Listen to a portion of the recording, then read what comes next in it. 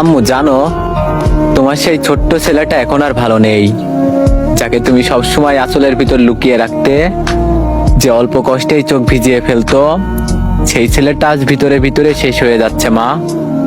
জানো আম্মু, এখন আর কষ্ট পেলে তোমার কাছে আসি না। ছোটবেলায় যেমন দৌড়ে যেতাম, হাঁটু কেটে গেলে, মন ভেঙে গেলে বা অকারণেই বুকটা ভারী লাগলে তুমি তখন কিছু না জিজ্ঞেস করেই আমাকে বুকে টেনে নিতে। তোমার আদরেই সব ব্যথা যেন কমে যেত।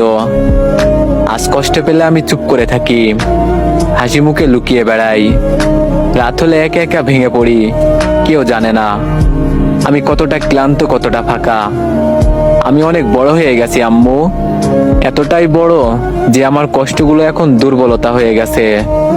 এতটাই বড় যে এখন কাঁদতে গেলেও ভয় লাগে, যদি কেউ দেখে ফেলে। তোমার সেই ছোট ছেলেটা এখন শক্ত থাকার অভিনয় করে, দিনের পর দিন বোঝা বয়ে নিয়ে হাঁটে, কিন্তু কেউ দেখে না এই শক্ত মানুষটার ভিতরে একটা ভাঙা শিশুর কান্না আটকে আছে। মা, আমি ধ্বংসের পথে হাঁটছি। আমি জানি না কবে থেকে সবকিছু এমন হয়ে গেল, কবে থেকে আমি নিজেকে হারাতে শুরু করলাম। আমি ভালো নেই আম্মু, আমি সত্যিই ভালো নেই। আজ খুব ইচ্ছে করছে আবার তোমার কাছে গিয়ে বলতে, মা একটু আদর করো, আমি খুব ক্লান্ত। কিন্তু ততক্ষণে আমি শুধু নীরবে বলি, আম্মু তোমার ছেলেটা আজও তোমাকে খুঁজে ফেরে।